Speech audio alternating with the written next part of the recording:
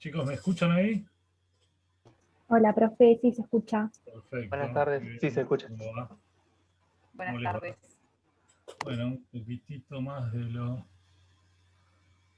habitual. Ahí estamos. Hola, Valentina.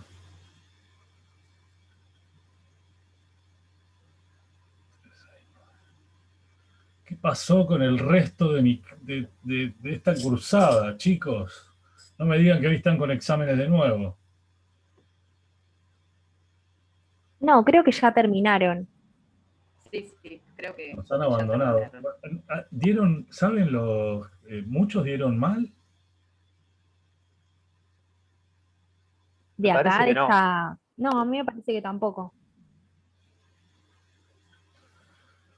Bueno, em, todos ustedes estuvieron en la... espérenme un segundo.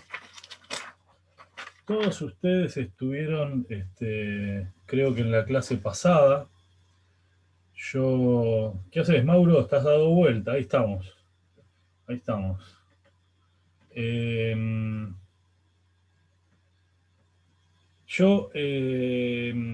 hoy vamos a hablar, como les dije, de esto que se dio en llamar los tribunales ad hoc, o ad hoc significa al efecto de, ¿no? Concretamente, vamos a hablar de Yugoslavia y de Ruanda, tribunales exprofeso, constituidos especialmente para los conflictos que sucedieron en estos dos países. Diana y Leonardo, si pueden abrir la cámara. Diana, ¿estás dos veces? Por el Sí, soy teléfono y lo yo. de... Sí, porque desde el teléfono estoy grabando y desde acá estoy yo. Ok. Bueno, hola Leonardo, ¿cómo te va? Eh, yo pensaba, así a vuelo de pájaro, vamos a hacer un brevísimo punteo de o sea, en este camino que, como les dije, empieza, eh, en realidad, podríamos decir que empieza a principios del siglo XX. Hubo un intento de juzgar al Kaiser después de la Primera Guerra Mundial, un intento fallido de constituir un tribunal internacional para juzgarlo con motivo de la Primera Guerra Mundial.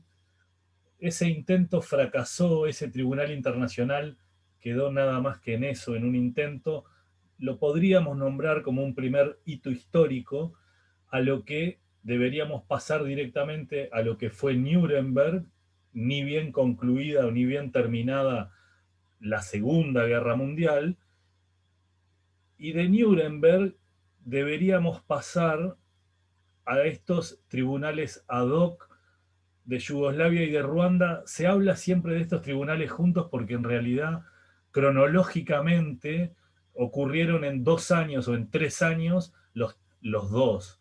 Entonces, siempre hablamos de Yugoslavia y de Ruanda, parecería como dos patas de la misma mesa, ¿no? Yo lo que quería empezar brevísimamente es haciendo un pequeño punteo de lo que vimos la semana pasada, con lo de Nuremberg, sin dejar de decirles o de recordarles que el derecho internacional penal o el derecho penal internacional, como les dije el otro día, es una cuestión semántica nomás, es siempre la última ratio, la última medida, la última acción en la protección de los derechos humanos. O sea, se parte de reconocer la existencia de un núcleo duro de derechos humanos básicos, cuya violación, ya sea que ocurra en tiempos de paz o en tiempos de guerra o de un conflicto armado, habilita a este subsistema del derecho internacional penal a perseguir a los responsables individuales y someterlos a un debido proceso y eventualmente aplicarles una pena. Cuando digo debido proceso, ahora vamos a recordar dos cositas de Nuremberg de la semana pasada, que yo no sé si llegamos a verlas. En realidad le corresponde al derecho internacional penal elaborar los elementos de estos crímenes. Derechos humanos es la bolilla que viene. A partir de la semana que viene vamos a ver Corte Penal Internacional y derechos humanos. Así que ahora lo del núcleo duro y demás lo dejamos para charlarlo la semana que viene.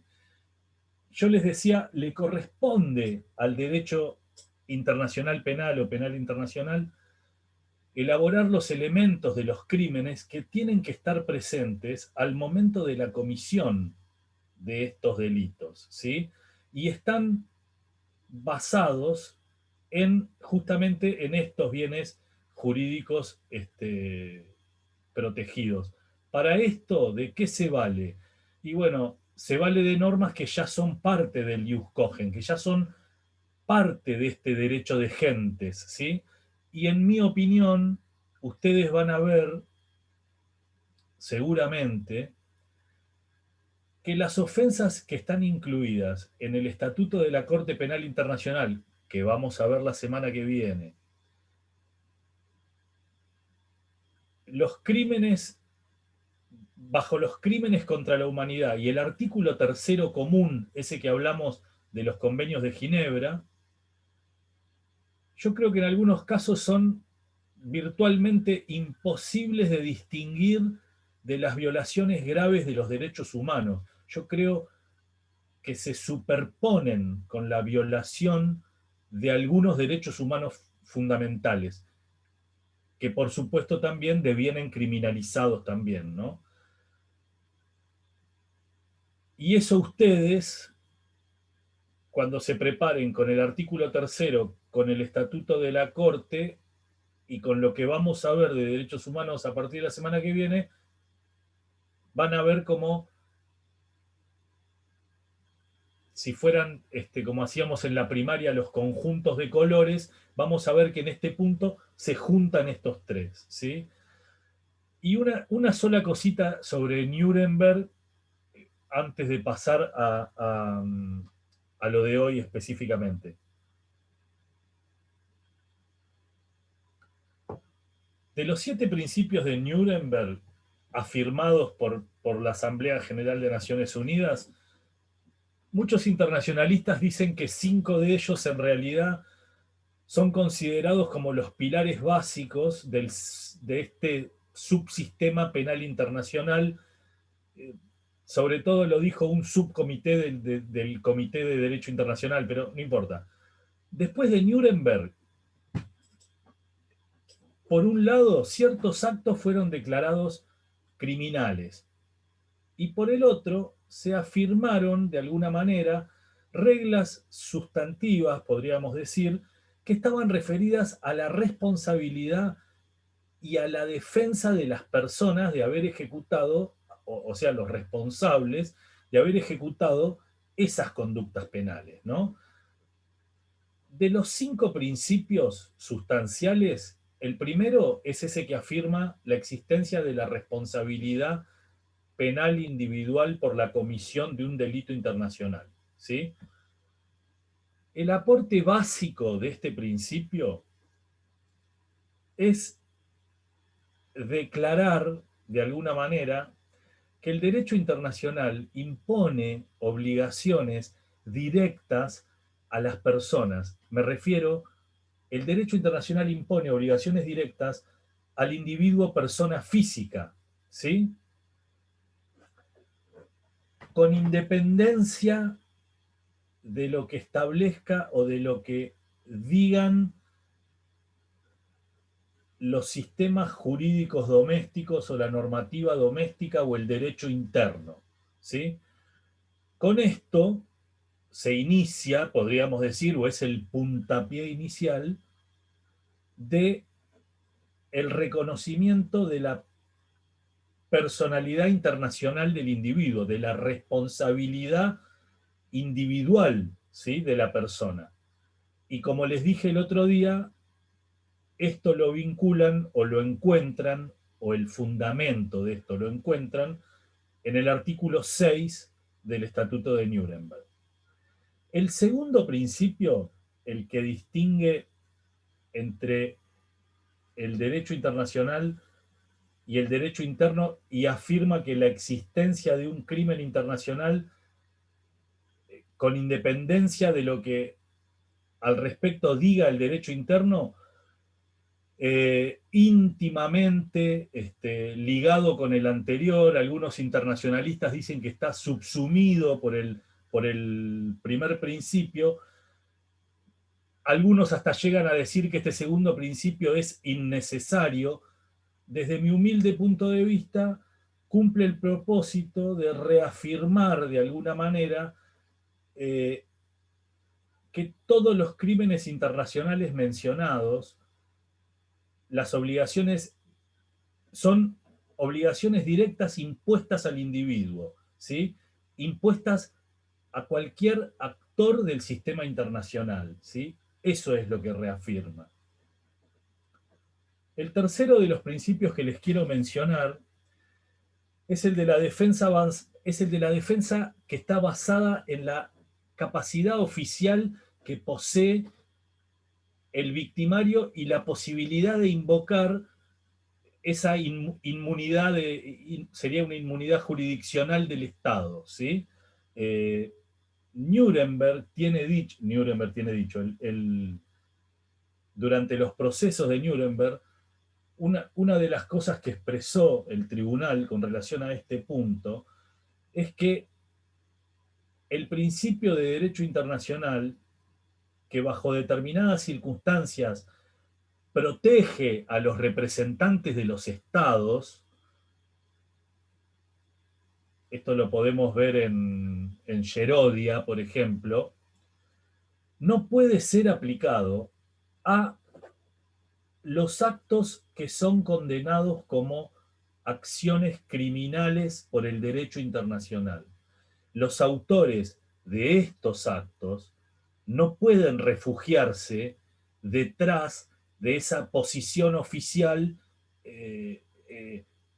para ser inmunes o liberados del castigo. ¿Cuál es la idea central o qué quiero decir con esto? Aquel que viola las leyes de la guerra no puede obtener inmunidad para actuar bajo la autoridad del Estado, nunca, ¿sí? Eso lo tienen que grabar. El cuarto principio es el que tiene que ver con la obediencia debida a los superiores, y se acuerdan que yo les hablé, aunque prevé, dijimos, la imposibilidad moral de opción. Esto es la teoría del diures desarrollada por los británicos, y este principio tiende a descartar la defensa, aunque considera que en el contexto, hay que considerar el contexto en el cual esas órdenes fueron dictadas. Nosotros también tenemos una ley derogada de obediencia debida. Lo que dice es, no se pierde de lugar el contexto en el que esas órdenes fueron dadas y, por supuesto, obedecidas, puede llegar a servir como atenuante, ¿sí?, para la condena, pero respecto del criterio para determinar la responsabilidad de la persona que actúa bajo las órdenes de un superior, el Tribunal de Nuremberg fue realmente claro al respecto y dijo, la verdadera prueba de esto, el verdadero test que se encuentra en diversos grados del derecho penal en la mayoría de las naciones, no se basa en la existencia de la orden, sino en lo que se basa es en la posibilidad de haber tenido una elección moral al respecto. Esto es lo que se denomina la teoría, o lo que los británicos desarrollaron como la teoría del diures. Hay un antecedente en la Segunda Guerra Mundial, un funcionario creo que era checoslovaco, fue obligado con un arma apuntándole a la cabeza a firmar una determinada capitulación al momento que se le informaba. Imagínense que en esa época no contábamos con una imagen o una captura de pantalla de WhatsApp, pero al momento que se le informaba que en ese momento estaban teniendo a su familia apuntada con armas, si él no suscribía lo que tenía que suscribir según el entendimiento de estos alemanes. Eso es, o eso representa claramente la imposibilidad moral de opción. ¿Qué quiero decir con esto? ¿Podía ese tipo negarse a firmar lo que lo obligaban a firmar? Ustedes son jóvenes, pero si los amenazan de la misma manera con su familia, con sus hermanos, o a los que tengan hijos, con sus hijos, rápidamente vamos a llegar a la conclusión de que es imposible no acceder. ¿A qué me refiero con esto? Ustedes me dirán, las órdenes de un soldado nazi no podían ser evitadas. Órdenes de un superior, directo, jerárquico, bla, bla. Los ingleses dirán en su teoría del Dures, bueno, deje de pertenecer al ejército, no sea más soldado. Usted tiene una opción moral de correrse de ese lugar. ¿Se entiende? ¿Sí? El quinto principio que les quiero nombrar afirma que las garantías es el de afirma las garantías del debido proceso. El Estatuto de Nuremberg contiene un capítulo titulado El juicio justo de los acusados. En ese capítulo, el Estatuto asegura 5 puntos. El primero de ellos era que la acusación siempre tenía que especificar los cargos, con un detalle no menor. Todos los documentos acusatorios, al momento de tenerlos listos, tenían que ser traducidos y tenían que ser entregados a la defensa con un tiempo suficiente para que la defensa los pueda analizar. No es un dato menor lo que estoy diciendo porque constituye una de las garantías máximas de un proceso penal. El segundo punto era que el acusado tenía el derecho de brindar todas las explicaciones relevantes respecto de todos los cargos que se le imputaran, ¿sí? El tercer punto era un examen preliminar, podríamos decir, que debía ser realizado con traducción a un idioma que el acusado entendiera, ¿sí? Esto se vincula ni más ni menos que con el legítimo derecho de defensa, ¿sí? Hola, Cefe, ¿cómo andás? El cuarto punto era que el acusado tenía el derecho de conducir, esto lo vemos en casi todos los ordenamientos penales, el derecho de conducir su propia defensa o de tener una asistencia jurídica o técnica. Y el acusado tenía el derecho de presentar evidencia en apoyo o en defensa o en su defensa, y además podía solicitar carearse con cualquier testigo que presentara la fiscalía, ¿sí? Estos 5 puntos, sin lugar a duda, constituyen la base de lo que hoy todo el mundo se llena la boca hablando de garantismo y demás en los procesos penales. Estos 5 puntos constituyen la base, ni más ni menos, de las garantías de un debido proceso, ¿sí? De hecho, el derecho a un debido proceso es mencionado en en la misma sentencia del tribunal, ¿sí? El tribunal, cuando comenta sobre la legalidad de la creación de un tribunal militar, afirmó en aquel momento: todo lo que los acusados poseen es solicitar y recibir lo que ellos llamaban un fair trial, quiere decir un juicio justo, en los hechos, y hacían esta aclaración, en los hechos y en el derecho, ¿sí?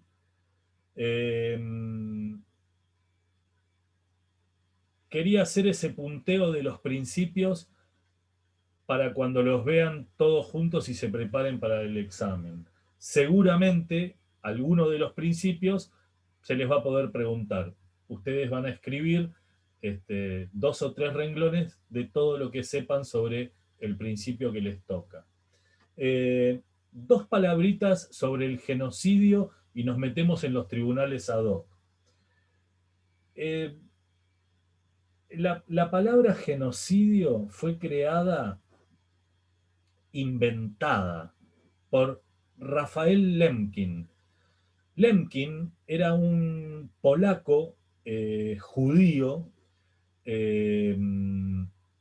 y formó la palabra genocidio con las raíces de 2 términos griegos, genos y sidio. Genos significa familia, grupo, tribu, inclusive raza. Sidio es una derivación de caedere y significa matar.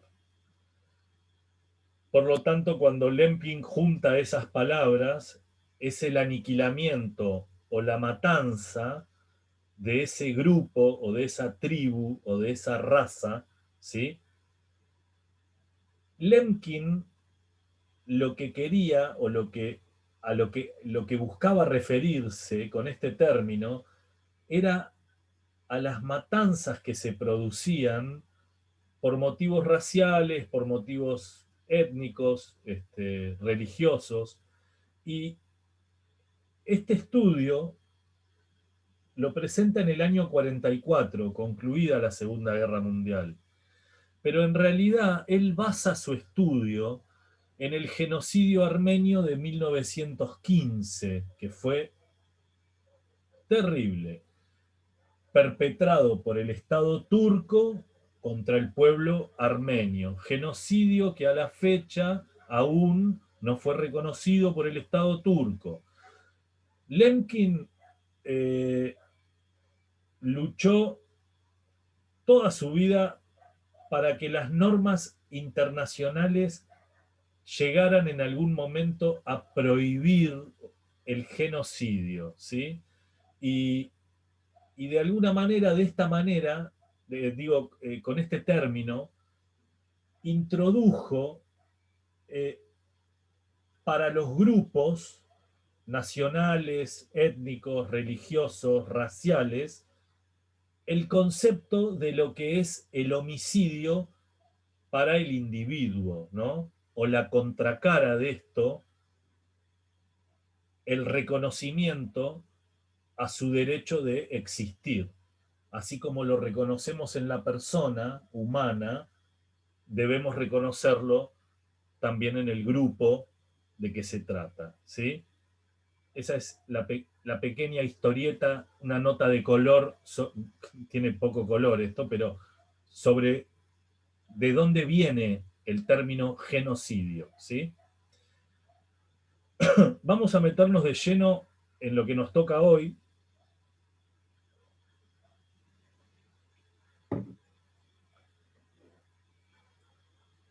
Si empezamos con el juicio del Kaiser Guillermo I, concluida la Primera Guerra Mundial, y seguimos con los juicios de Nuremberg, ni bien terminada la Segunda Guerra Mundial, Hoy vamos a ver Yugoslavia y Ruanda como tribunales ad hoc.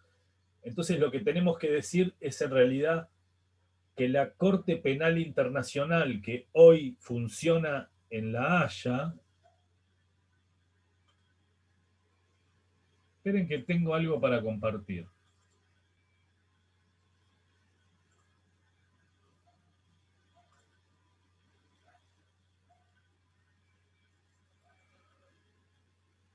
¿Cómo era esto para verlo entero?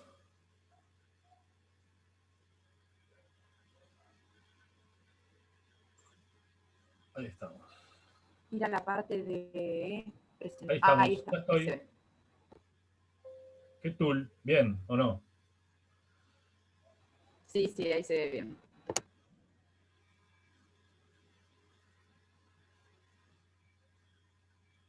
Eso que ven ahí es el edificio de la Corte Penal Internacional en la ciudad de La Haya, en Holanda. En los exámenes no solo se confunden la Corte Penal Internacional con la Corte Internacional de Justicia, cuando ésta juzga a personas, individuos físicos, y aquella, la CIJ, la Corte Internacional de Justicia, atiende las cuestiones entre estados. Yo creo que también se confunde porque las dos están en La Haya, en Holanda. Ahí tienen su sede.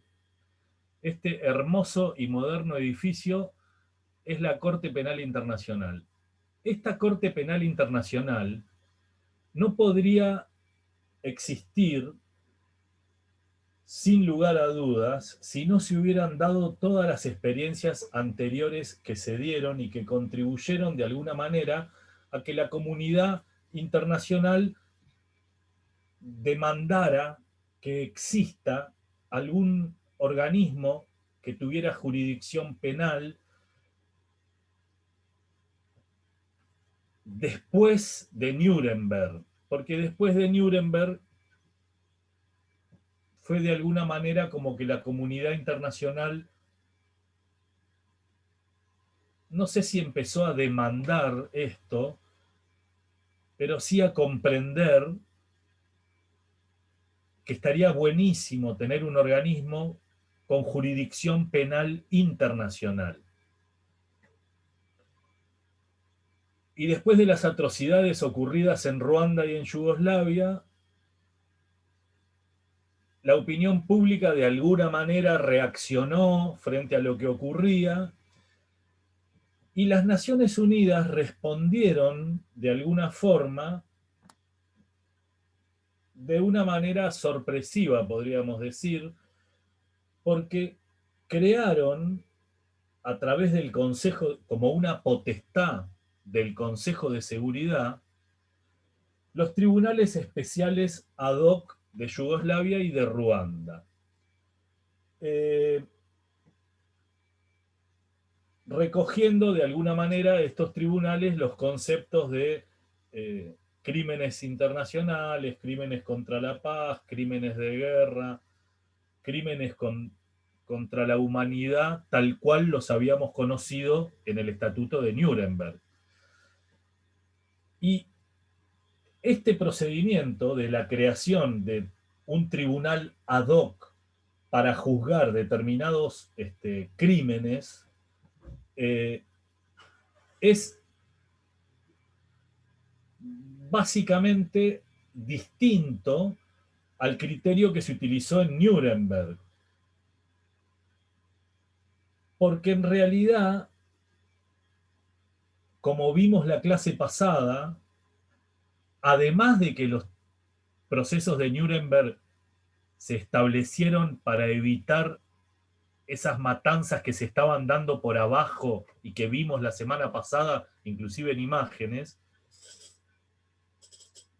de alguna manera Nuremberg era los vencidos juzgando a los vencedores, a diferencia de los tribunales ad hoc, en donde es la comunidad internacional la que no puede aceptar las atrocidades, de alguna manera, que se estaban cometiendo tanto en Yugoslavia como en Ruanda. Por eso en 1993 se crea el Tribunal Penal Internacional para la ex Yugoslavia y en el 94 para Ruanda.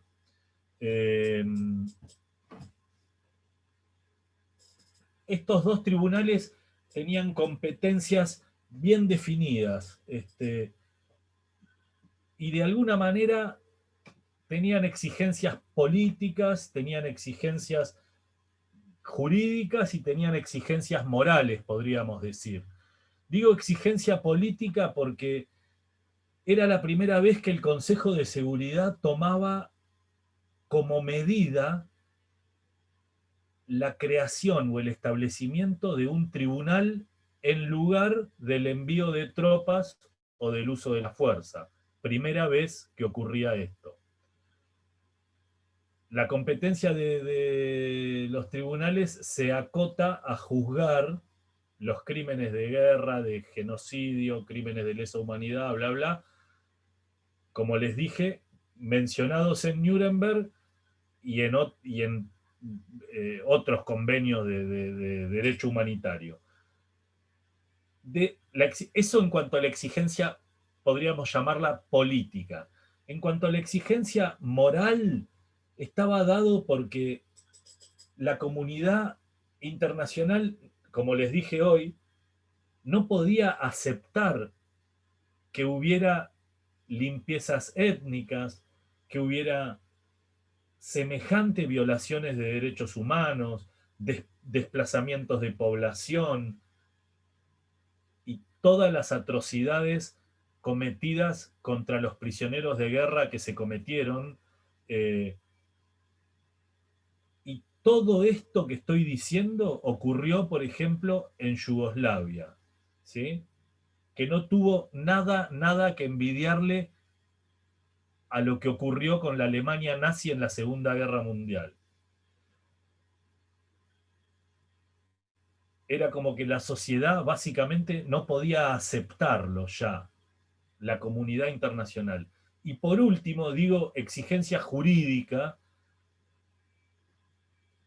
porque responde de alguna manera al deber jurídico de juzgar, y si fuera posible de prevenir estos hechos atroces, mejor dicho, de prevenir que estos hechos atroces se vuelvan a repetir, y no solo eso, sino que vuelvan a quedar sin castigo. Y dicho esto, nos vamos a meter un poquito con Yugoslavia, que es lo que vamos a empezar.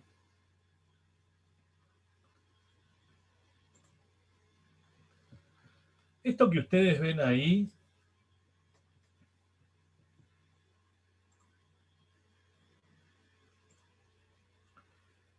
esto es Europa. Yo les puse después de la Segunda Guerra Mundial, porque un poco esta es la Europa con los límites que nos quedó. Acá está cortado, pero bueno, acá está el límite de Finlandia y Rusia, los países de Europa del Este. ¿Ven? Por ejemplo, esto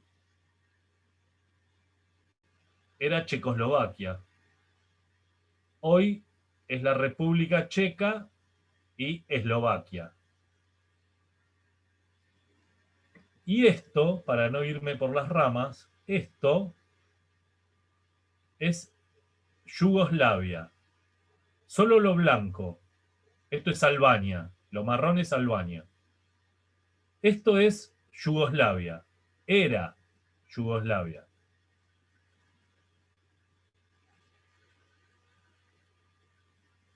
Yugoslavia,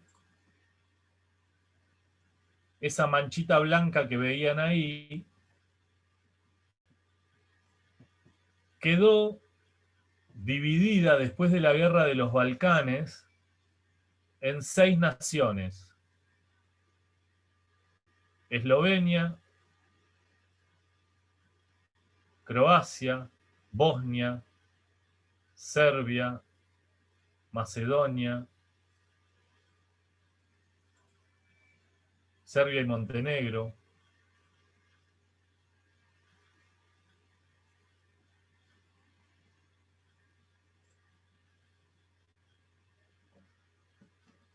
que acá los tienen. Kosovo se independizó en el 2008, pero no tiene un reconocimiento pleno en la comunidad internacional. Acá hay un conflicto, un punto neurálgico entre Estados Unidos y Rusia. Estados Unidos hizo mucho, todo, para que Kosovo se independizara. Esto también tiene que ver con los gasoductos que proveen de gas a Europa, entre ellos a Alemania entera, y para la parte masculina o alguna de las chicas amantes del fútbol, no sé si vieron en la Champions League, hay varios equipos rusos que tienen como sponsor Gazprom, y hay veces se ve en el borde de la cancha los carteles de Gazprom. Gazprom es una de las principales empresas que atraviesa sus cañerías por acá, y el interés de Estados Unidos en la independencia de Kosovo no era tanto el interés por defender la democracia de los kosovares, sino que más bien tiene el interés en poder manejar en parte el abastecimiento de gas para lo que es Europa Occidental. Por eso hoy se está construyendo un gasoducto que va por el mar Báltico y el mar del Norte para proveer a Alemania de gas a través de un gasoducto que viene por arriba y poder correrse de toda esta zona, que además esta zona está atravesada por los Balcanes, que corren por acá, más o menos, una especie de cordillera. Pero bueno, en brevísimas palabras, el conflicto de los Balcanes, sin por supuesto intentar abarcarlo todo porque es inabarcable el tema, es una crisis que se registra específicamente en el territorio de Yugoslavia, que está toda atravesada por los Balcanes, por eso se llamó las guerras yugoslavas o las guerras de los Balcanes, y que se dio a partir de la década del 90. Empezó en el año 91 y en el año 93 ya se constituyó el Tribunal Penal Internacional para la ex Yugoslavia. Me parece oportuno hacer una brevísima referencia quizás a los principales motivos que dieron origen a esta guerra, que termina siendo, como ustedes ya vieron, la secesión de los estados, termina siendo una secesión de lo que era la ex Yugoslavia, ¿sí? Antiguamente Yugoslavia era la República Federativa Socialista de Yugoslavia y estaba liderada por el mariscal Josip Broz, que era conocido como el mariscal Tito. Era un discípulo directo de Stalin, Tito, y era el tipo que tenía a Yugoslavia absolutamente en orden, calladita la boca y no haciendo ningún lío. El origen de esta crisis la podemos remontar al año 89, cuando cae el muro de Berlín, y la caída del muro de Berlín hace que rápidamente las fuerzas secesionistas de Eslovenia y de Croacia, perdón, me meto acá y acá está clarito, Eslovenia y Croacia declararan rápidamente su independencia en el verano de junio del 91, verano de ellos, ¿no? Sería junio, julio del año 91. A partir de este acontecimiento se produce un incesante agravamiento de una crisis que abarcaba al resto del territorio yugoslavo, que en realidad siempre giró en torno a la lucha armada, sobre todo entre bosnios y serbios. Los croatas tienen mucho que ver, pero básicamente bosnios y serbios.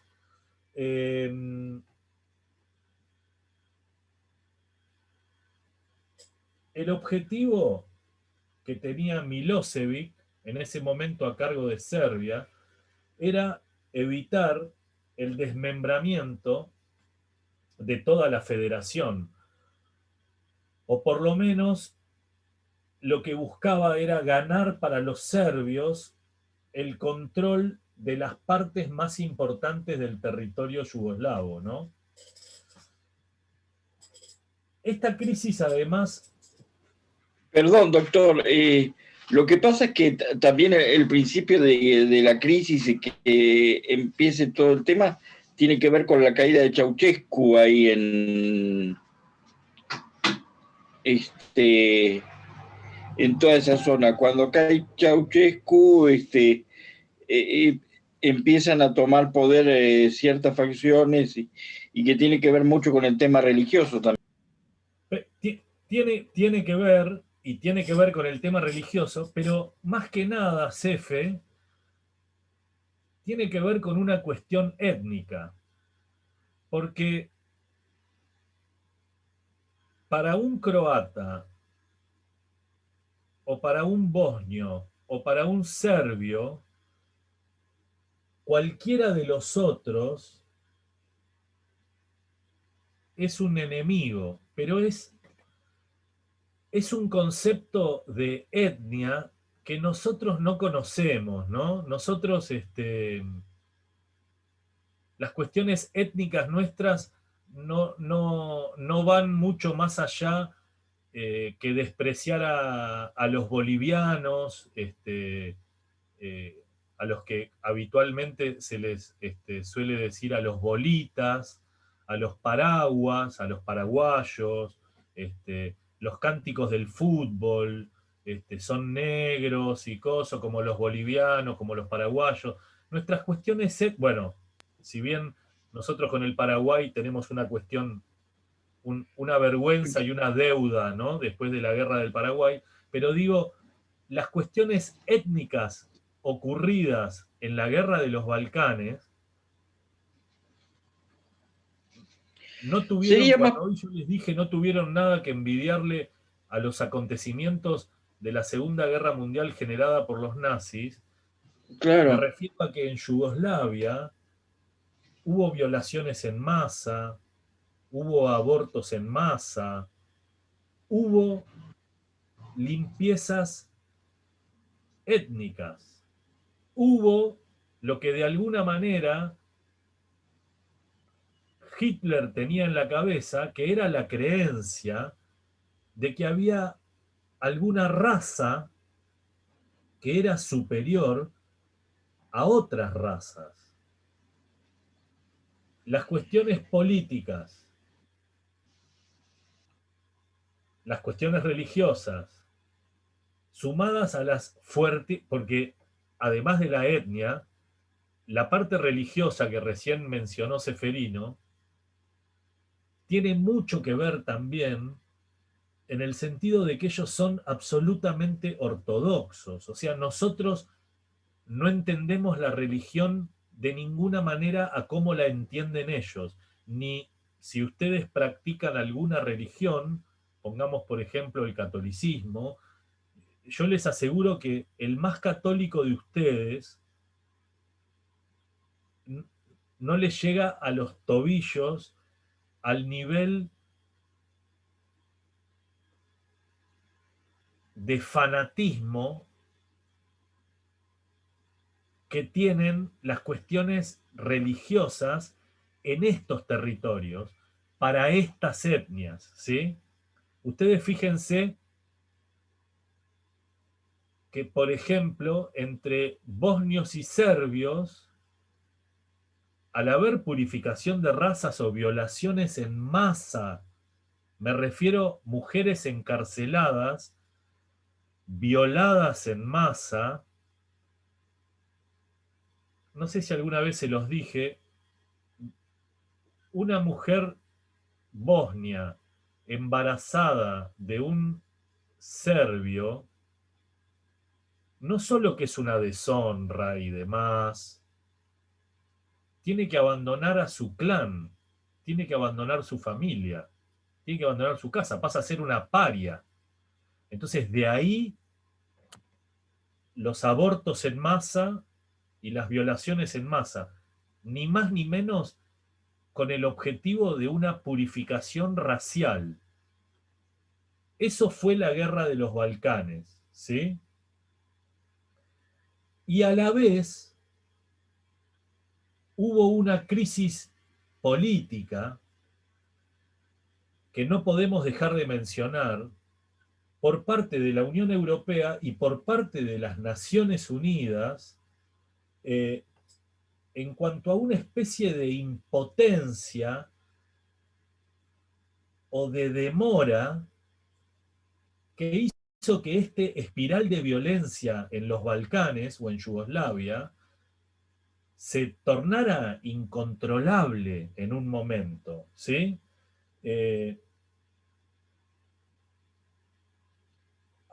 Algunos achacan la demora de las Naciones Unidas en el artículo de la Carta que prohíbe inmiscuirse en las cuestiones internas de los estados,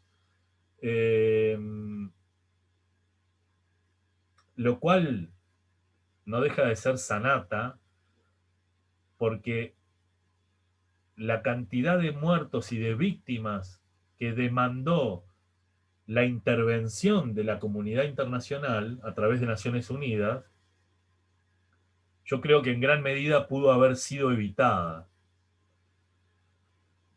Y en estos parámetros de esa crisis política se va a dar, sobre todo, la crisis de Bosnia y Herzegovina. Ahí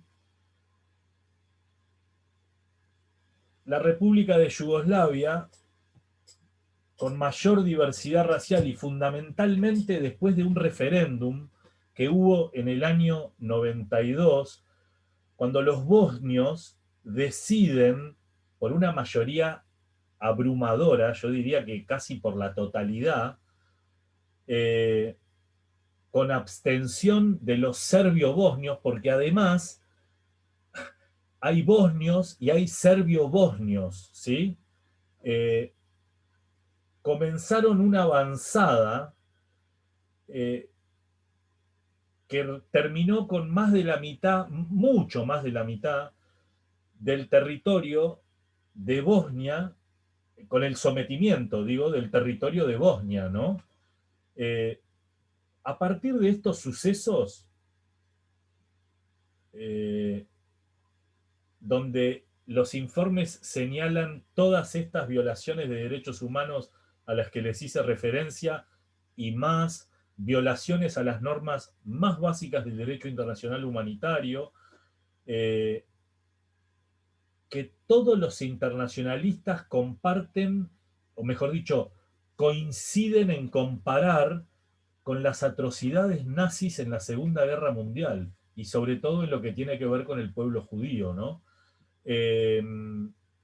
Se denunciaba, por ejemplo, que las fuerzas serbio-bosnias habían instalado en los territorios que tenían bajo control un régimen de intimidación, de muerte contra todas las demás poblaciones, campos de concentración, torturas, expulsión de los hogares, o sea, pasaba un comando paramilitar y sacaba a las familias de las casas, ¿sí?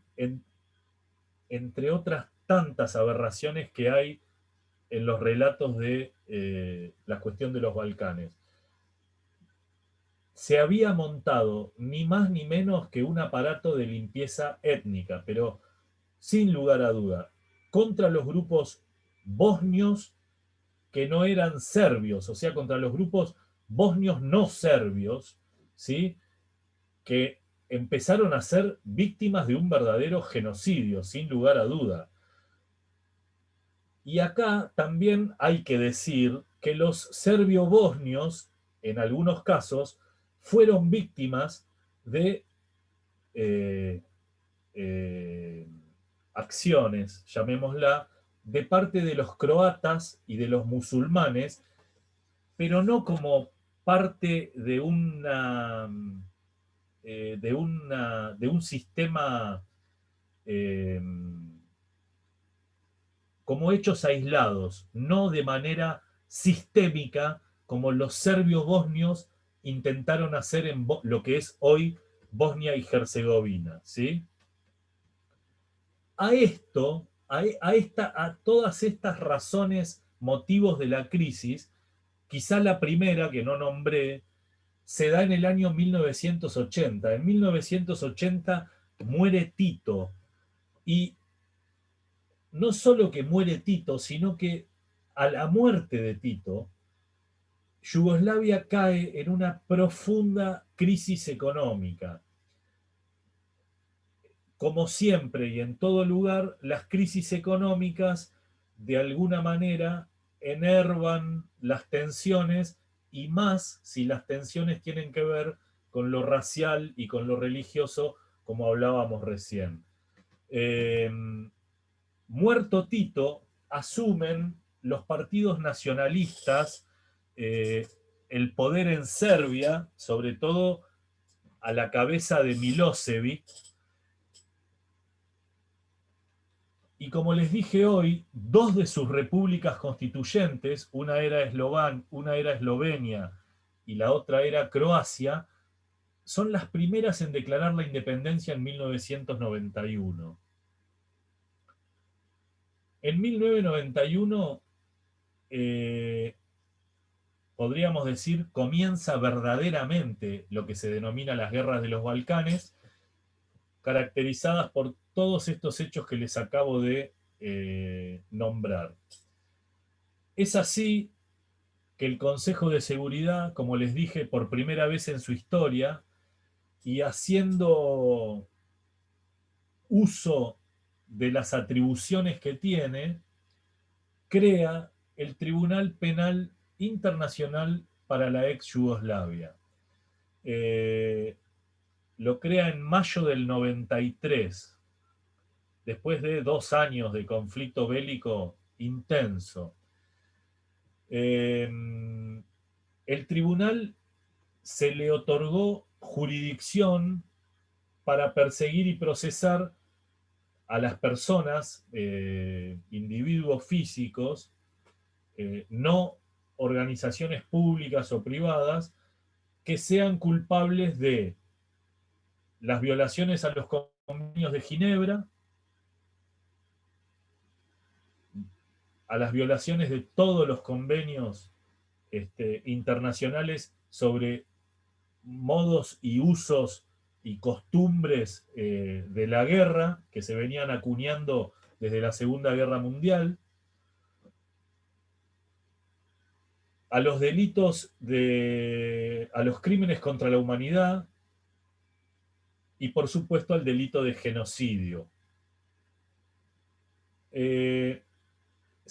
A esta serie de delitos se le unió también, y siguiendo el criterio que estableció el propio Tribunal de Yugoslavia, los delitos sexuales que les nombré recién, la tortura como elemento ilegal de la guerra y la no exculpación por la orden de superiores, esto del diures que hablábamos hoy.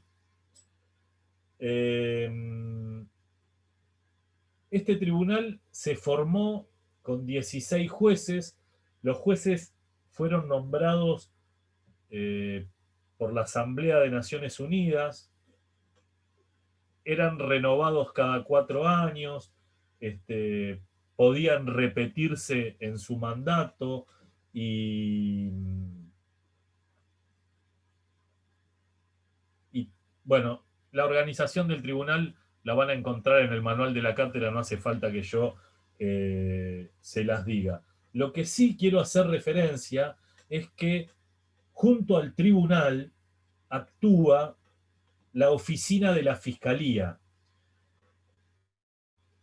La función de esta delegación, la función de esta oficina de la Fiscalía era básicamente cumplir las funciones de acusación pública, recoger pruebas, recoger información en general, y llevar a cabo, podríamos decir, todo lo que tenga que ver con las labores de investigación.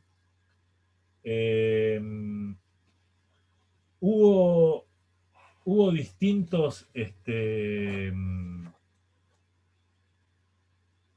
situaciones o casos emblemáticos dentro de la guerra de los Balcanes. Uno de ellos fue el cerco de Srebrenica. Srebrenica era una población constituida en un 80% por musulmanes. Fue cercada por los serbios. Cercaron la ciudad de manera tal de aislarla que la gente empezó a morir de hambre, porque los aislaron de una manera tal que no podían recibir ningún tipo de ayuda del exterior. Y cuando la población estaba absolutamente debilitada en una acción bélica, mataron a todos los hombres que componían la población de Srebrenica.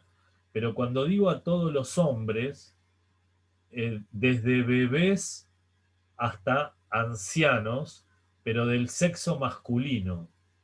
Y lo que se buscó con esto era ni más ni menos que evitar la reproducción. Y esto tan arraigado que hablábamos hoy de lo religioso y lo étnico y lo racial,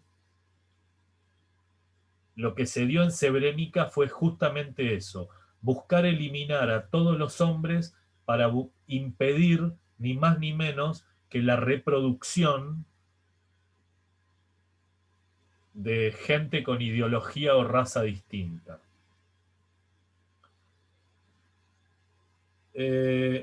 La creación de este tribunal penal para Yugoslavia, para juzgar a los presuntos culpables de estas graves violaciones contra el derecho internacional humanitario y contra los derechos humanos y contra el derecho internacional en general, tuvo muy buena recepción en la comunidad internacional, en los círculos internacionales, como una medida para hacer frente, de alguna manera, a las graves violaciones a los derechos humanos y a los crímenes contra la humanidad. En este caso, los que se estaban produciendo en el territorio de la ex Yugoslavia.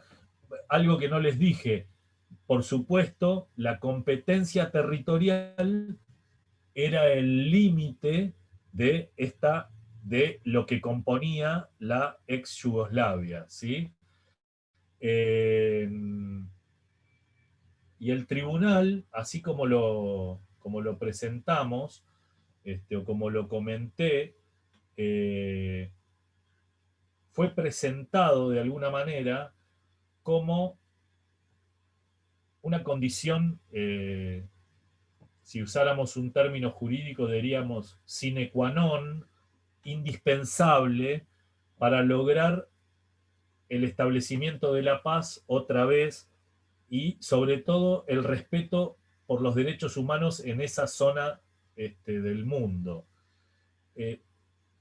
Por otra parte, fue una prueba para la viabilidad de un tribunal penal internacional, y fue una prueba que podemos decir que Yugoslavia superó con éxito,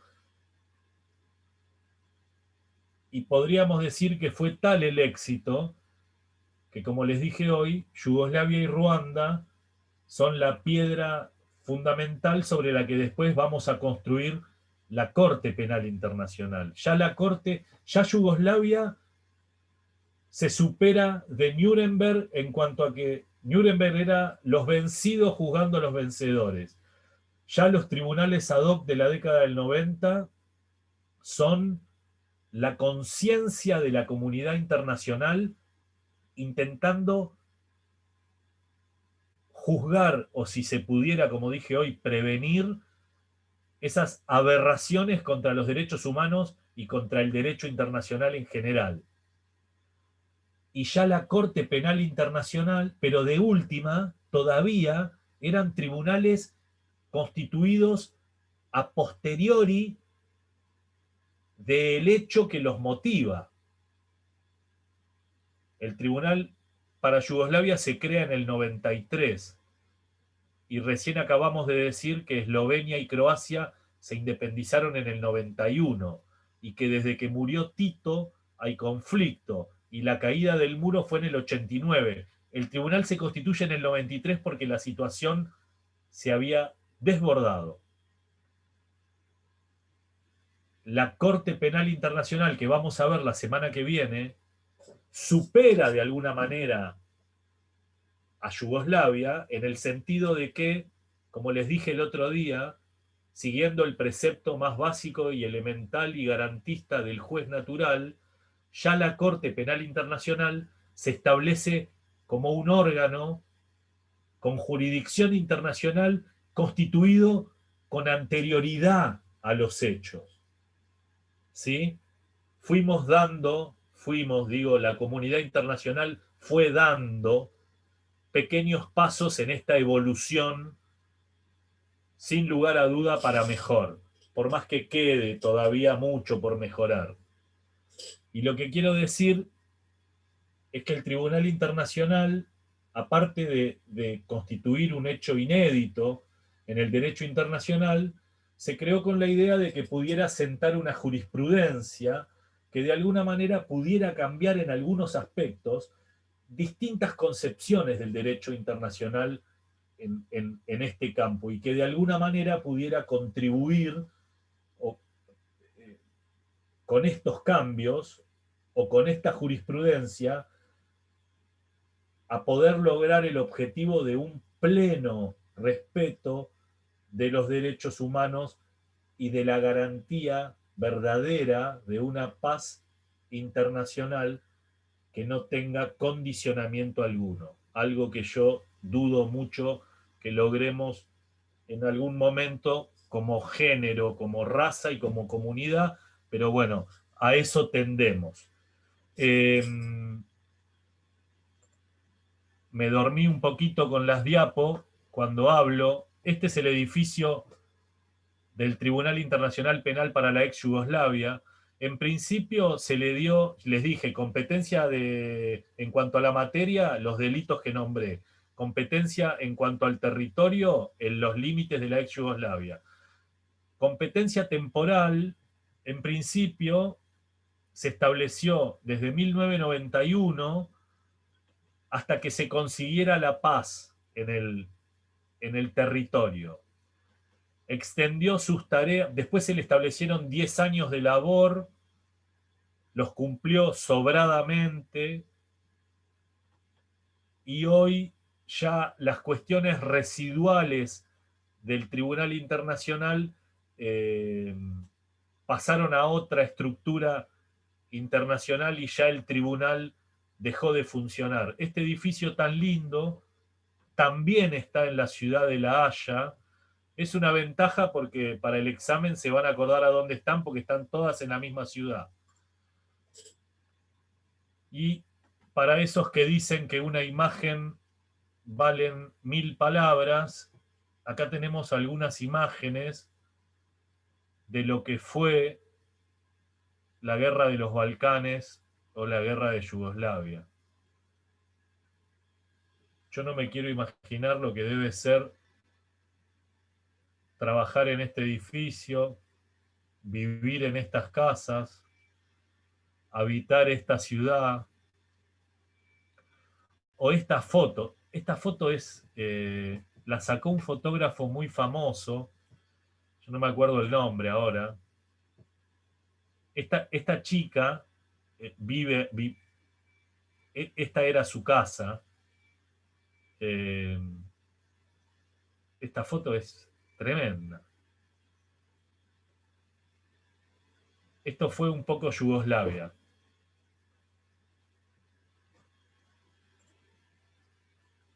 Vamos a cambiar de país y de tema. Uy, estoy pasado. Hoy voy a extender mi clase que acostumbro a hacer de 60 minutos. Vamos a ir rápido con Ruanda. Esto que ustedes ven acá es ni más ni menos que el continente africano. Y acá está Ruanda. Ese pedacito de ahí es Ruanda. Acá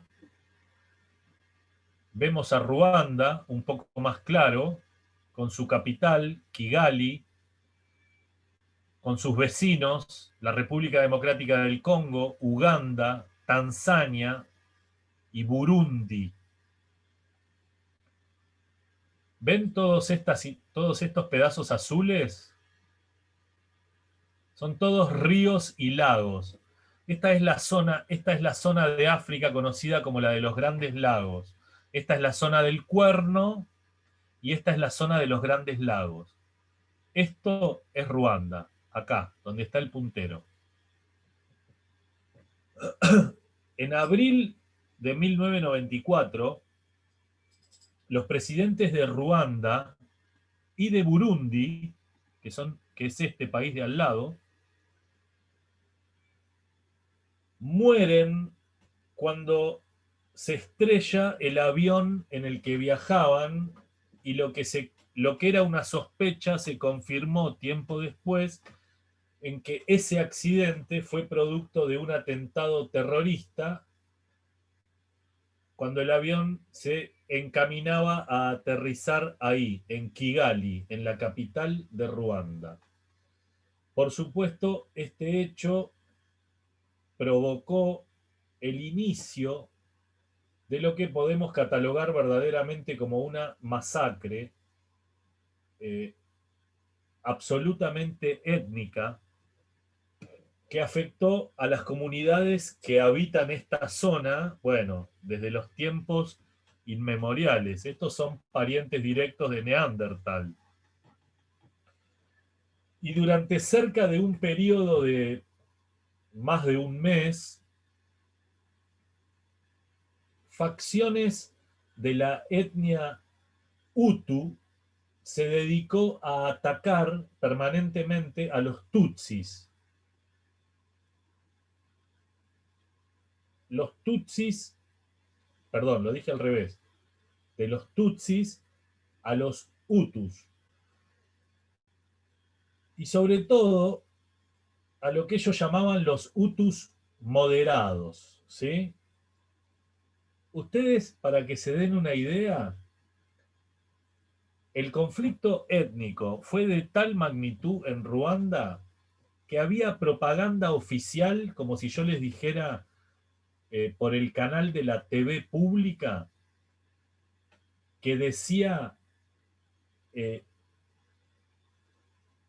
mate un Tutsi, mate un Hutu moderado. Si usted conoce un Hutu moderado, mátelo, porque está haciéndole un bien al país. Esa fue la propaganda de los Hutus en su masacre contra los Tutsis, que paradójicamente son muchísimos más en número, ¿sí? Es aberrante la desproporción. Es como si yo le dijera, creo que el 30 y el 70, una cosa así. Sin embargo, los Hutus fueron los que empezaron este ataque contra los Tutsis y contra los que les dije hoy, los Hutus moderados, que ellos llamaban, ¿no? Acá Naciones Unidas se vuelve a caracterizar por una demora incomprensible, fuertemente criticada por la comunidad internacional toda, por su inacción, porque Naciones Unidas no hizo nada, en los peores momentos de esta masacre. Finalmente, toma intervención, toma la iniciativa de intervenir a gran escala en la zona, intenta detener la masacre, ante el hecho de producirse este genocidio, justo cuando se cumplían 50 años de la Declaración Universal de Derechos Humanos, paradójicamente, se decide, o mejor dicho, el Consejo de Seguridad decide, y por una solicitud expresa del gobierno de Ruanda,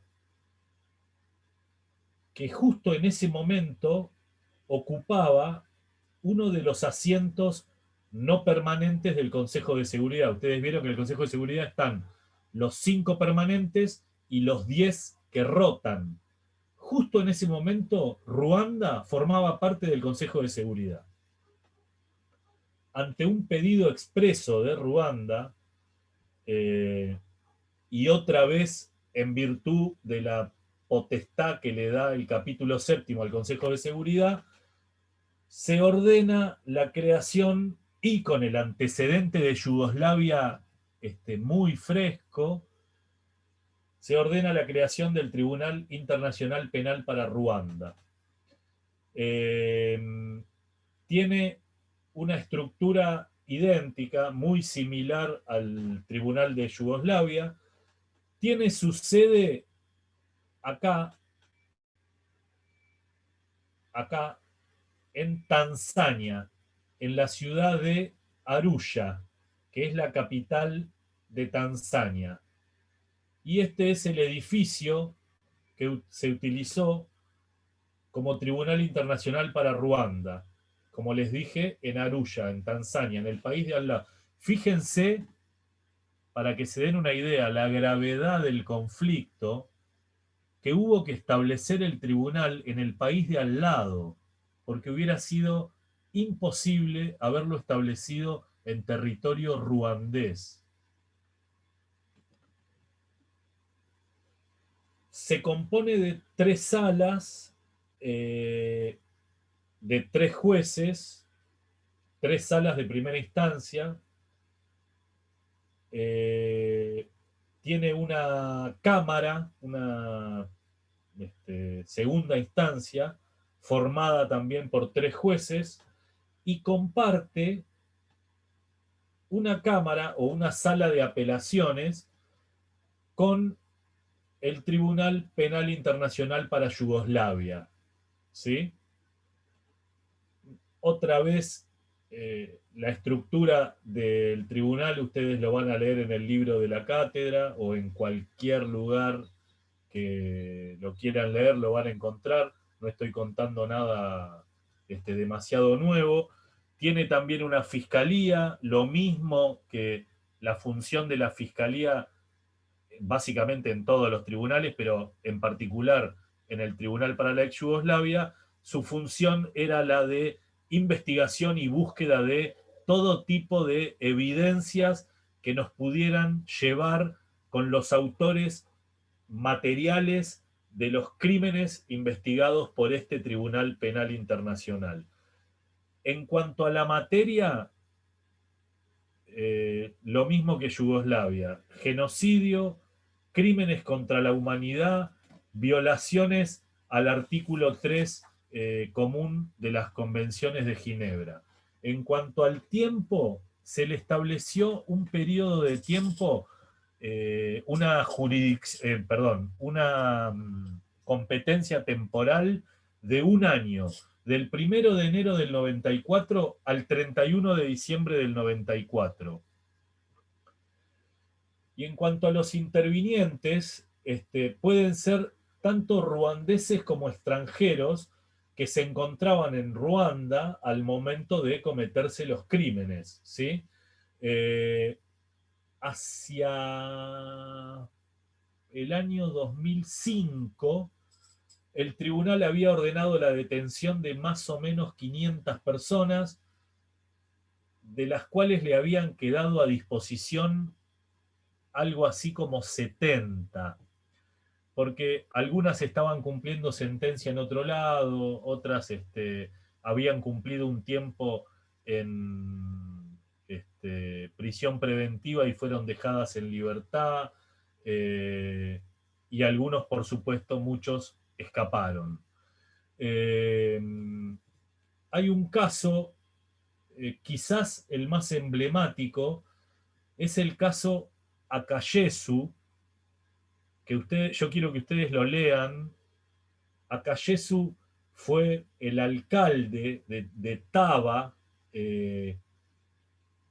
Se calcula que entre el 93 y el 94, época en la que Akayesu era alcalde, se cometieron una cantidad de delitos impresionantes, muchos de los cuales tenían que ver con lo sexual.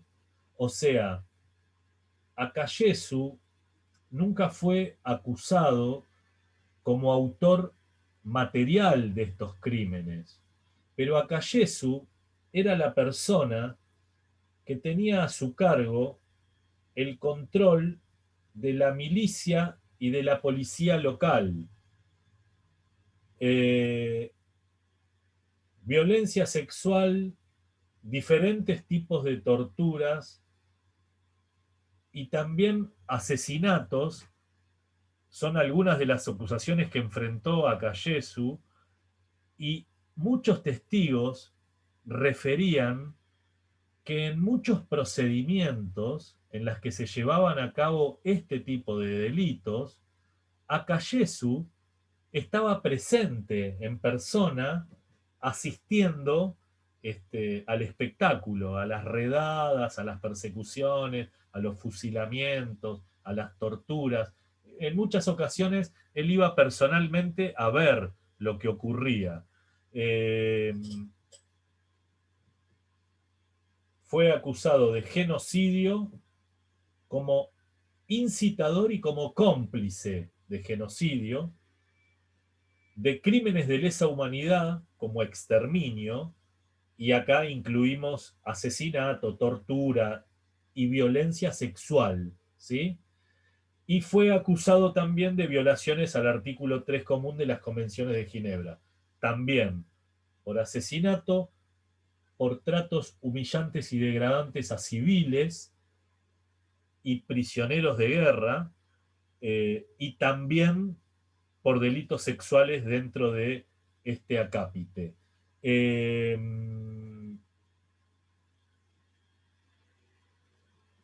Akayesu, quiero que lo lean, tenía una lista de casos que atendió Yugoslavia, que fueron varios. Solamente les quiero mencionar, en el año 2005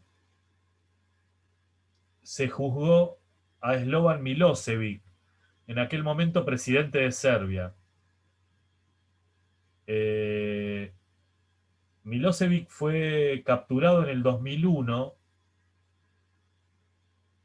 fue trasladado al tribunal de noche en un helicóptero, y la primera obligación del tribunal es identificar al acusado. Así que el tribunal fue constituido en ese momento.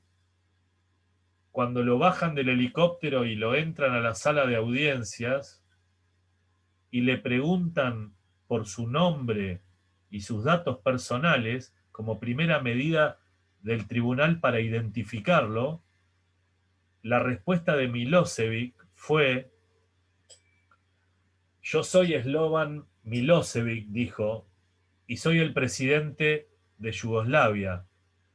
Lo que no tengo la menor idea es quiénes son ustedes. Y en esa frase lo resume todo, ¿no? Ese descreimiento por un sistema internacional que sea capaz de tomar acción en algo como lo que ocurrió en Yugoslavia, y sobre todo, de atreverse a procesar a un primer mandatario.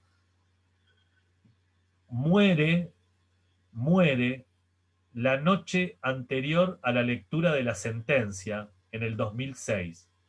Muchos dicen que alguien le acercó, los romanos hubieran hablado de cicuta, que alguien le acercó el veneno para que Milosevic no tenga que escuchar lo que a la mañana siguiente iba a escuchar.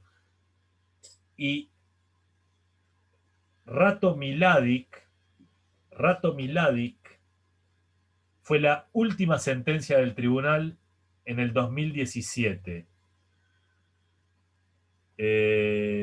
Condenado, por supuesto, y ya a partir de la sentencia de Miladic, como les dije hoy, el Tribunal Penal para la ex Yugoslavia pasó las cuestiones residuales al mecanismo para tribunales penales internacionales, que es el que hoy un poco se encarga del asunto.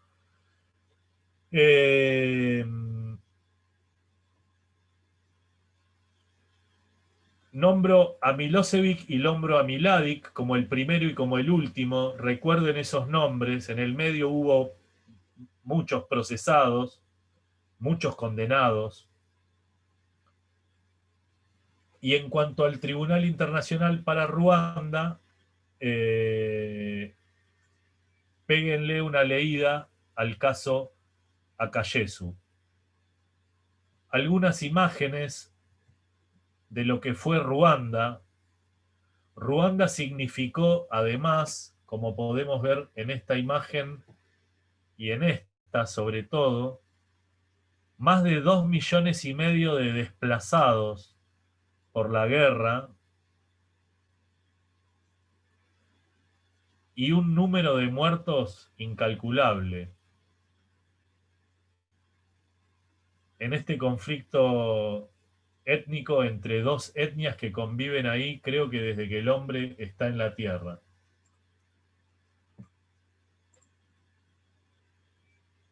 La semana que viene